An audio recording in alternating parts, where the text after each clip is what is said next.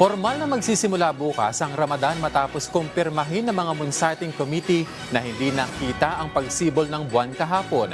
Yan ang sentro ng balita ni Floyd Brenz. Magsisimula na bukas Linggo 2 ng Marso 2025 ang banal na buwan ng Ramadan sa Pilipinas matapos kumpirmahin ng mga Moon Sighting Committee na hindi nga nakita ang pagsibol ng buwan kagabi. Sabi ni Sheikh Abdul Rauf Giuliani ng Bangsamoro, nagsagawa ng moon sighting activities sa iba't ibang bahagi ng Bangsamoro Autonomous Region at iba pang lugar sa bansa, ngunit walang lumitaw na crescent moon. Paliwanag naman ng isang opisyal mula sa National Commission on Muslim Filipinos o NCMF, ang Ramadan ay isang buwan ng pagmumuni-muni, pananampalataya, pagkakawanggawa at pag-aayuno, isang panahong nagbubuklod sa mga Muslim sa buong mundo. Pinakamahalagang bahagi ng Islam ang Ramadan, kung saan ang mga mananampalataya ay nag-aayuno mula pagsikat hanggang paglubog ng araw bilang paraan ng espiritual na paglilinis at pag-aalala sa sakripisyo at awa ng Allah.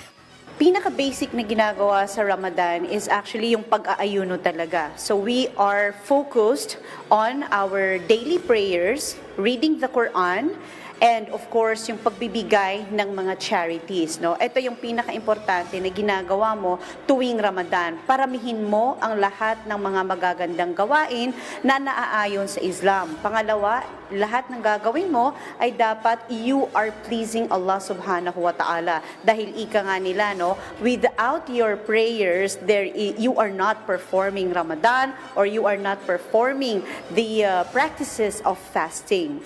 Patuloy namang hinihikayat ng mga relihiyosong leader ang lahat na gawing pagkakataon ang Ramadan para palalimin ang pag-uunawa, pagmamahal at respeto sa isa't isa, lalo na sa panahong nagdadala ito ng pag-asa at kapayapaan sa komunidad.